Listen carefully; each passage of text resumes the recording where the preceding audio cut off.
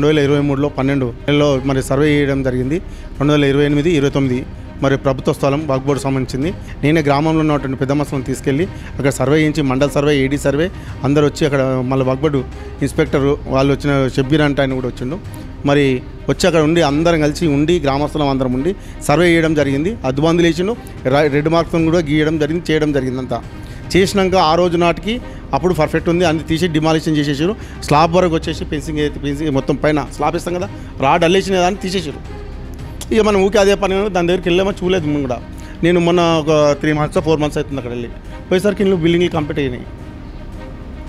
అసలు ఏంది వ్యవస్థ ఎక్కడ నడుస్తుంది ఏం కథ అనేది నేను అసలు ఆశ్చర్యపోయినా. ఏందని నేను ముస్లిం అతనికి ఫోన్ చేసిన, ఏమమ్మా ఏమైంది, ఏం సంగతి ఇట్లా జరిగిందని అంటే ఆయన ఏమన్నాడు, నాకేం తెలియదు, నేను కూడా వచ్చినా పోయినా పోలీసులు ఇబ్బంది పెడతారు, అది పెడతారు, రకరకాలు చెప్తున్నాను. అదంతా ఎందుకు అని నేను తహసీల్దార్ గారికి కాంటాక్ట్ చేయడం జరిగింది.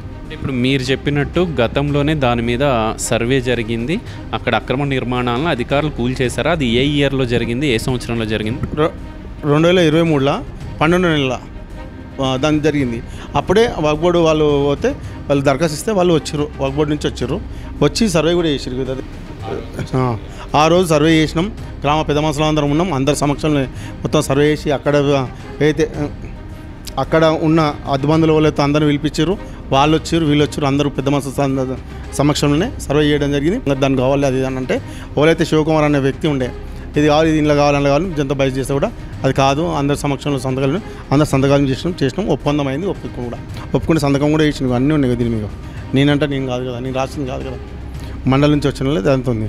ఆ రోజు నాటికి అక్కడ ఏం లేదు, అందరు అద్దరాళ్ళు వేసిర్రు, ప్లాట్లు విభజించారు కూడా. అప్పటికి విభజించినా కూడా ఆ రోజు ఉండే అందరూ ఏం చేయలేదు, దీన్ని మేము చూసుకుంటాం. 19 తారీఖు 2023లో 12 నెలల.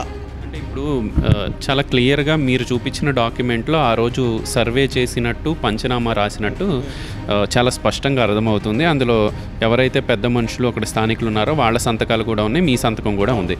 సో మీరే ప్రత్యక్ష సాక్షి అనుకోవచ్చు. ఈ వక్ఫ్ బోర్డ్కి సంబంధించి అధికారులు ఉంటారు కదా, వాళ్ళు కూడా పాల్గొన్నారా ఆ రోజు ఆ సర్వేలో? వచ్చాను, షబ్బీర్ అంటే ఆయన వచ్చాను, వక్ఫ్ బోర్డు ఇన్స్పెక్టర్ ఆయనే, ఈ సంతకం ఆయనదే, ఇగో స్టాంప్ వేసి ఉంది ఆయనదే. ఆయన వచ్చాను, ఆయన సమక్షంలో జరిగింది. వచ్చింది, ఆయన కూడా చెప్పింది. నేను మొన్న కాల్ చేసిన ఒక 3 months అంటే నేను నెల క్రితం కాల్ చేస్తే, ఇప్పుడు కాల్ చేసిన నెంబర్ ఉంది కానీ ఆయన ఏమంటే అక్కడ పెద్ద వాళ్ళ చేతులని ఎట్లా సంగతి అని చెప్పి అన్నమాట చెప్పిండు ఆయన.